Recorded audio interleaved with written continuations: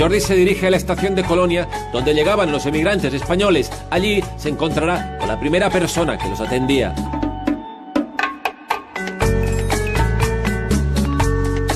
Óscar. Mucho gusto.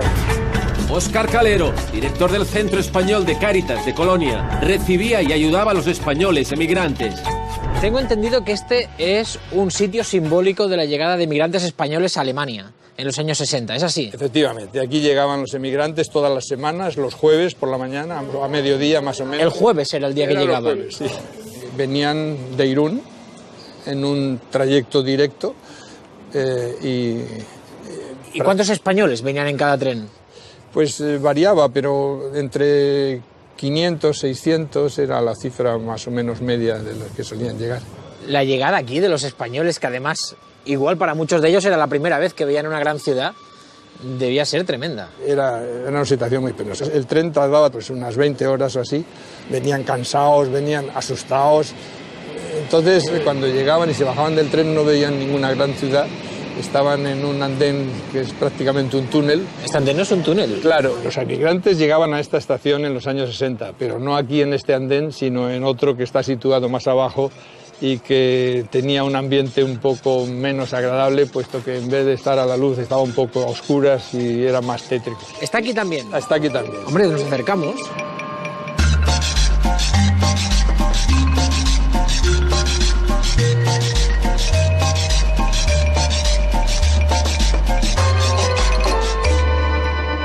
Este es el andén 12 Tief, como dicen en Alemania, el bajo, donde llegaban los trenes de los emigrantes. ¿Y ya era así? ¿Ya tenía...? No, que va, entonces todavía no estaba acondicionado, los techos eran negros, cuando entraba un tren, un ruido infernal, los altavoces que les llamaban... ¿Qué decían los altavoces? El tono era muy militar, era el tono, vamos a ver, deprisa, aquello también sobrecogía un poco. Tú cuando llegabas aquí, un español, ¿cómo te identificaba? ¿Cómo sabía que tú estabas aquí para ayudar? No sé, ¿te presentabas, les decías algo? A los que colaborábamos nos daban un carné y un brazalete para poder justificar nuestra presencia en las estaciones. O sea, tú estabas con este brazalete aquí en la estación. Estaba con este brazalete y este carnet lo llevaba. Claro, un español mucho no entendería lo que ponía aquí. Pero en cuanto te oían hablar español ya respiraba. Sí. Porque desde aquí empezaba la distribución. De aquí empezaba la distribución. Unos se iban en otros trenes, otros se iban en autobús, los venían a recoger en autobuses. Era un poco complicado. Yo digo que seguro que habría muchos españoles que yo creo que estuvieron 2 días perdidos, desde que llegaron hasta que encontraron el sitio al que iban. Hubo cosas curiosas. A alguien se le ocurrió el ponerles etiquetas de equipaje, como las maletas, esas que te llevan un alambrito para ver con el número. Y entonces, a las personas. A las personas. Las personas no son equipajes, las personas no se pueden facturar.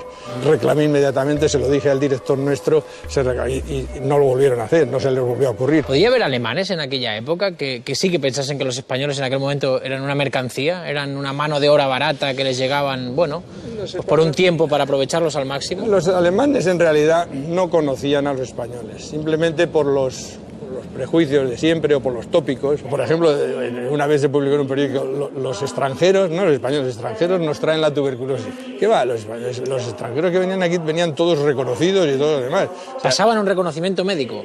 Sí, antes de venir a Alemania todos tenían que pasar un reconocimiento médico. ¿Nos querían fuertes? Naturalmente, querían trabajadores en condiciones de trabajar.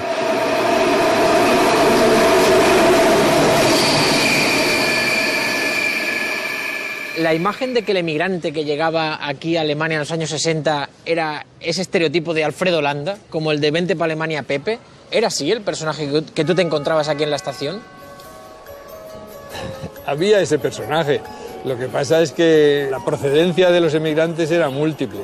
Había también un tipo de emigrante que en su número, en su tanto por ciento no era masivo, pero que sin duda era significativo. Eran los que de alguna manera rechazados en su pueblo, por ejemplo, los homosexuales.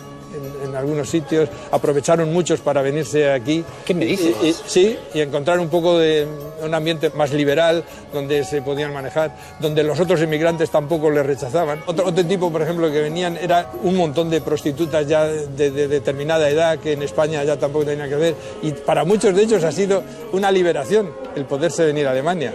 En aquel momento todos los que llegaban con estos trenes llegaban con contrato.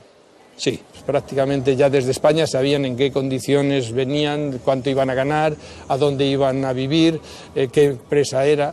Y llegaban con el contrato en la mano ya. Llegaban con el contrato en la mano. ¿O había también ilegales?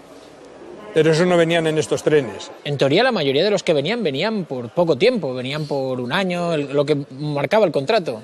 Venían casi todos con una idea. Si ahorro para el tractor, pues me voy.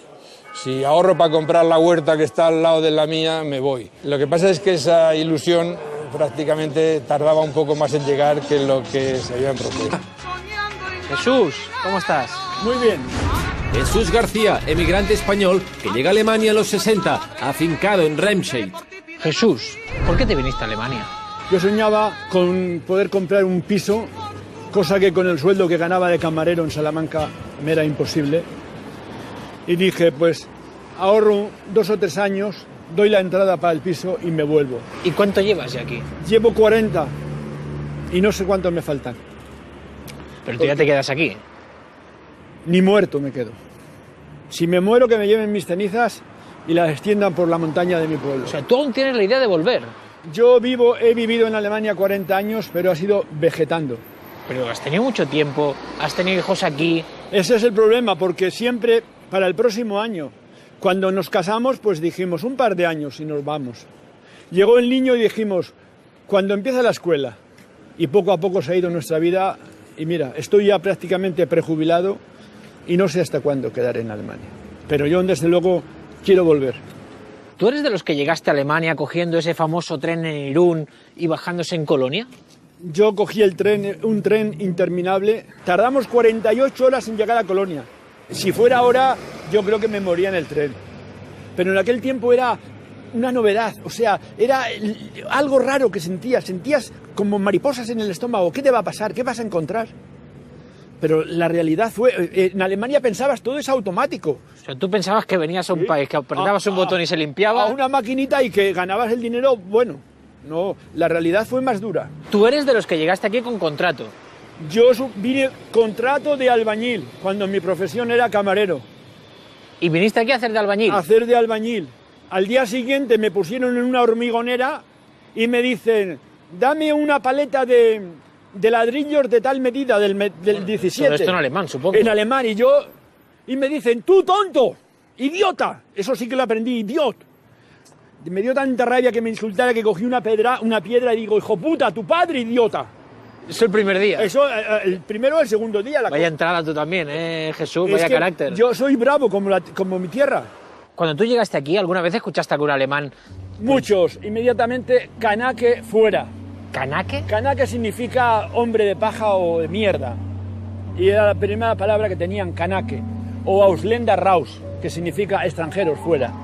Joder. Eso te dolía mucho. Esa frase ha pasado y ahora veremos en algunas paredes turcos raus. ¿Alguna vez te negaron el alquiler por ser español? Muchas veces. ¿Pero qué te decían? Te lo decían a la cara. Que extranjeros, no. ¿Pero por qué? Porque somos extranjeros y tienen la idea de que éramos salvajes. Hombre, salvajes. Veníamos salvajes, hablamos muy alto, olíamos a ajo. Hola. Bitte, eine Frage. Was wünschen Sie von die erste Spanier, wenn gekommen nach Remscheid? Und für mich waren Ausländer genauso wie Deutsche. Das war also... Aber ich hatte eine Erfahrung sehr anders. Ich hatte die Erfahrung von Arbeit in DEW, Ja. und die schlechte Platz für Ausländer. Die Ausländer sind wild, die Ausländer sind ohne Kultur, die Ausländer sind Kann ich nicht sagen. Nicht heutzutage, dass sie alle gegen Türken oder so weiter sind. So, Adiós, tschüss tschüss, zusammen. Dankeschön. Dankeschön. Todos son ahora muy buenos. Supongo que al menos en cuestión de sueldo saldrías ganando. ¿Cuánto ganabas en España cuando te fuiste? En España ganaba 6.000 pesetas, trabajando 8 y 10 y 12 horas de camarero. ¿Y aquí cuánto ganabas? Aquí pues ya ganaba alrededor de 30.000 pesetas, 28.000, 30.000 pesetas. Y ya claro, pues la diferencia era... Hombre. Yo al llegar a Alemania, se me cayó la venda porque yo era un español clásico, enamorado de mi tierra, de las grandes morales, España portadora de cosas grandes, pero cuando llegué a Alemania empecé a descubrir que en España había una terrible dictadura. ¿Tú eso no lo sabías? Yo, como había vivido, el burro que tiene, aunque esté atado y tenga comida, pues no siente la libertad. Pero cuando no tienes soga y puedes moverte, pues descubre la libertad. Y entonces, cuando vine aquí en Alemania y empecé a abrir los ojos, porque aquí había luchadores y había gente que no podía ir a España por culpa de la represión, y fueron los que nos empezaron a abrir los ojos. Fue terrible ese cambio. Entonces ahí te sale tu honradez. ¿Qué eres? Hay que luchar por la libertad, porque la libertad no se compra. La libertad hay que ganarla a pulso. ¿Para quién ha sido más difícil la integración? ¿Para ti o para tus hijos? Para mis hijos absolutamente nada, para mí. Mis hijos han nacido integrados. Mis hijos han acabado los 3 años y ya estaban en la guardería. Y en la guardería ya les he tenido que prohibir hablar alemán en mi casa. ¿Qué me dices? En mi casa, cuando nos poníamos a comer, les decía, el que diga una palabra en alemán, le descuento del sueldo de la semana 10 céntimos. ¿Por qué hacías eso? Porque entonces no aprendían español. ¿Y cuándo fuiste aprendiendo el alemán? A golpe de martillo. Lo primero que aprende las palabras, las peores palabras, los insultos. Una autodefensa. A ti te llaman canaque, tú tienes que aprender cómo se llama hijo puta. ¿Y cómo se llama? Juresón. Curesón. No, Juresón. Curesón.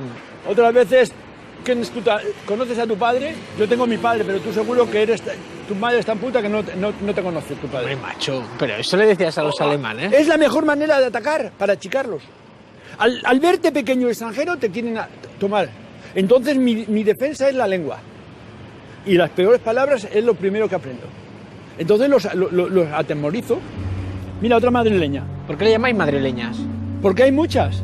Son turcas, ¿no? Pero no digas esa palabra. Entonces si dices turca te entienden, sabes que hablas de ella. Pero si dices madrileña no saben. ¿Los turcos de ahora son los españoles de los años 60 aquí en Alemania? Pero quizá los más cavernícolas de los que venimos. Tus palabras pueden sorprender a más de uno que esté viéndonos en casa y que diga, joder, pero si Jesús fue emigrante, ¿cómo puede hablar ahora sí de los turcos que también son emigrantes y que vienen a Alemania también a buscarse la vida? Es que yo negativo, o sea, como personas yo no las ataco. Ahora reconozco que no se integran. Hay guetos, auténticamente hay detrás de esas empresas, de esas fábricas, guetos turcos. Vamos a ir a verlos ahora.